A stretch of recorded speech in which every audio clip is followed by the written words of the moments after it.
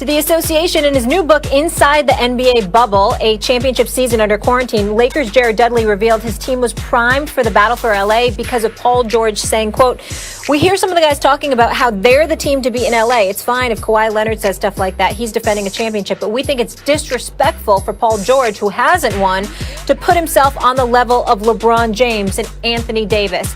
This kind of stuff motivates us."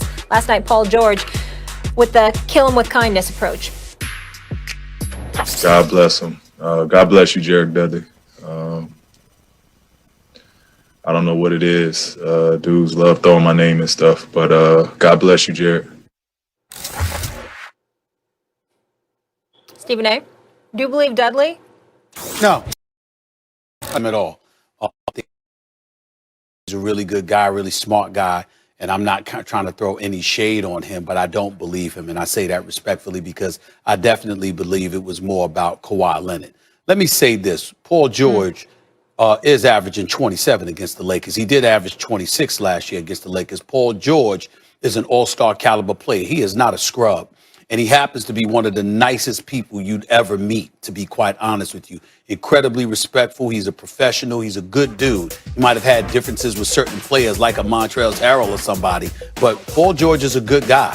Let's be very, very clear about that. He's not one of those guys that's an a-hole and he motivates you to really, really come at him night and day because of your disdain for him. You run across the NBA, you don't find guys that feel that way about Paul George. Now, they might feel something along the lines like Kawhi's a champion and you're not, but it's not like they look at Paul George like he's some scrub and you know what, let's go and give it to him because it ain't gonna be that easy. The brother can play. But the reason I bring up Kawhi is because, once again, we've got yet another person that's trying to downplay or shove aside the significance of what Kawhi Leonard did coming to Los Angeles. And I'm sick and tired of it. Kawhi Leonard is a superstar caliber player, one of the top 5 players in the game, incredibly respected and feared to some degree because he's such an elite defender when he really focuses on it. We know what Kawhi Leonard could do. Let's focus on what he did. He won the championship in Toronto, signed on with New Balance, even before that actually. Come to LA, got the commercial for New Balance, driving the convertible down the highway in LA, and the king's crown dangling from his mirror and all of this other stuff. He was coming for LeBron because LeBron wasn't a champion. He was. And he was like, I'm the reigning defending champion now, and I'm coming to your town. And by the way, I'm not coming to you. I'm coming to come at you, as Max Kellerman has so astutely highlighted in the past. That's what Kawhi Leonard was doing. And if you LeBron James, you knew everybody and their mama was waiting for that confrontation. Yes, Lakers, Clippers. Yes, Paul George with Kawhi against Anthony Davis and LeBron. But they were waiting for LeBron versus Kawhi. And anybody who tries to deny that, I ain't even trying to listen to them. I'm not even trying to listen to them because everybody was waiting for that confrontation. And that's why we still ticked off that the Clippers didn't come through. You are so passionate. You talk about this with such fervor about Kawhi. It's such a pet issue of yours that it is clouding your judgment here. If you want to make this about Kawhi, go ahead. He did everything you said he did. He went to go at LeBron, and he failed to even get to that game, even to the Western Conference Finals. And he failed because he choked in Game 7 and choked in the second half and choked in the fourth quarter. And you know I thought he was going to win the whole thing. But up until then, Kawhi was magnificent in the playoffs, as he had been the year before. Kawhi plays the regular season at near MVP levels, right? Like maybe a little quarter step behind the very best, and then when it matters most, he's as good as anybody, or better. Paul George is not an MVP caliber player, and we all know it. He's not quite at that level. He's not a 5-star, he's a 4.5-star player. And those guys, if they're going to be Robin to Kawhi's Batman, if a guy like that is going to be the main support to a superstar, or if, better yet, if he's supposed to be the other superstar, and he's not quite an MVP, if anything, he's got to elevate when it matters most, or at least stay his same self. Stephen A., Paul George, a really nice guy. I've interviewed him a couple times, and I know people who know him. Really nice guy, a good dude. But we keep hearing the same thing. Was it resentment toward Kawhi for the special treatment? What keeps coming back to me is what people resented was Paul George was given that same special treatment, and they felt he in particular did not have that status. And what we're hearing from Jared Dudley now is echoes of that. Stephen A., maybe even if Paul George did elevate, they don't get it done, but at least they got a shot. Last year was not on Kawhi. He deserves the attention, you're right, because he did aim at the king, and he missed. But Paul George didn't hold his end of the bargain. Kawhi, throughout the playoffs, was great. Paul George wasn't, and people noticed it. Paul George wasn't showing up in the playoffs in the first round. By the second round against Denver, he had some pretty damn good games himself. That's number one. Number two, It wasn't on him to show up as much as it was on Kawhi. That's number two. Number three, again, when I bring up Kawhi Leonard, let me put it to you this way in a better context that I've never put it in before, Max Kellerman.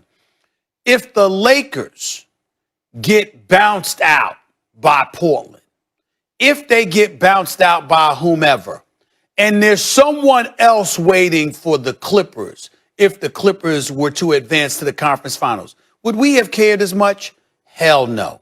It mattered because the Lakers and the Clippers appeared to be on a collision course, and the Clippers wet the bed and didn't hold up their end of the bargain.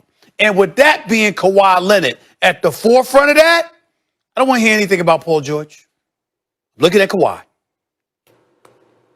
All right, let's leave it there. Guys, Harden, Durant, and Kyrie put on. If they played like that, and I'm not saying they would against the Lakers, because that's my question mark. But if they played like that, nobody can beat them. Nobody can beat them if they can play offense like that, because I think their defense just going to get better with familiarity. Not much better, but I think it'll get a little better in the second half. They played some good defense, and I saw Kawhi, Max, trying to push Harden down. We forget how strong James Harden is. Couldn't push him and back him down in the fourth quarter the way Kawhi tried to. And Kawhi is obviously a pretty strong guy. I just think that Kyrie is an absolute showstopper. He's box office. Kevin Durant, to me, let me tell you something. He's a superstar. He's a top two player on the planet. I think number one, when he gets completely healthy and he's playing more defense, I think he's number one.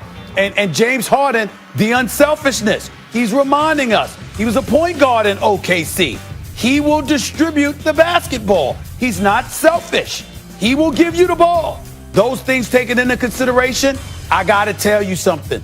I don't think anybody can stop the Nets offensively. I really, really don't. Nets cannot beat the Lakers in a best of seven as currently constructed, as presently constituted. And last night's game included, Stephen A., even if we're only looking at that game. Now, if you want to say, could the Nets win a tournament? Yeah. If it was one and done, Nets could beat anyone on any given night. You can say that about a lot of NBA teams, but especially the Nets, because they're already, they're going to be the best offensive team of all time. They're going, and since the Harden trade, that's statistically what they already are. They haven't even figured it out yet. And Kevin Durant, what's impressed me the most, coming off an Achilles, is he chose Brooklyn. Okay, I'm not going to join a 73-win super team. I hear the criticism. I'm going to forge my own path. He chose Brooklyn and was going to build the team around him. And just like that, they're a powerhouse. And off an Achilles, this man is not only playing great, amazingly efficient offensive basketball, all-time great, but he is choosing to guard the best perimeter player on the other team every single night. So my hat's off to him. And Kyrie, you mentioned, I say Kyrie's the best show in the NBA. And I totally agree. And you know I've said this for a long time. My beef with Harden is he doesn't hit clutch shots in the playoffs. He is an unselfish player. He's always done what his team has needed him to do. If it's take a million shots, he'll do that. If it's do what he's doing now, he'll do that. Be more of a playmaker and help his teammates, he'll do that. So they're outstanding offensively. They will not be able to beat the Lakers in a best of seven with this defensive unit. They just won't be able to do it. I don't see a way. They can score. They'll be the greatest scoring team of all time. They can't stop a nosebleed, and the Lakers can score. Let me tell you something. The Lakers can score. The Lakers should be the favorites. We both have them as the favorites. Let's not get it confused. But what the Brooklyn Nets will force you to do is make shots. because the Lakers can clamp down on everybody else. Max, can you really see them clamping down on Brooklyn? No, you're going to have to outscore them, which means you're going to have to make sure you make shots. See, that's the difference here. And I think that they can make things tight. That's why I don't think anybody in the East is going to be able to beat them. I think Kentavious Caldwell-Pope and others, and obviously Schrader and others, they're going to be called upon to step up and make shots against Brooklyn because Brooklyn is going to make their share of shots. And in terms of Kevin Durant, this has an opportunity, as you pointed out, in fairness to you, Max, to be the greatest year of Kevin Durant's career. Because with Steve Nash being a coach, Steve Nash being a coach, he's a rookie coach. He's never coached on any level. Mike D'Antoni, we know that he don't care about defense. If you sit up there and you understand that that's the climate you created, you hone in Kyrie Irving. James Harden is playing alongside you. Kyrie Irving is being selfless. James Harden, obviously, is being that point guard and incredibly selfless. It all comes under the umbrella of Kevin Durant's leadership. Everything is on him.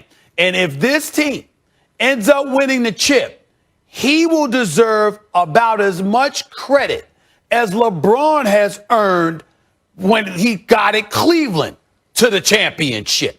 You know, and the Lakers, obviously, to a lesser degree. That's what Kevin Durant is doing here. He's got a chance.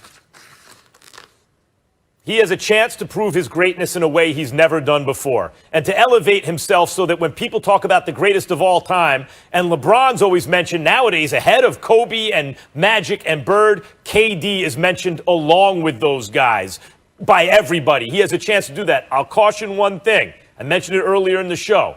That was a Clippers team who had played 5 games in 7 nights. It is true that they have so many guys who can score on the Nets at such an elite level, never mind Joe Harris, that when you have, it doesn't get any better defensively on the wings than Kawhi and Paul George. And when those guys are paying attention to KD and James Harden, who's on Kyrie? So they can score with anyone, but they just barely beat a Clippers team. They were lucky Paul George missed an open 3 at the end of the game, or they maybe don't win that game. They barely beat a team on a long road trip playing their 5th game in 7 nights. Molly? Yeah.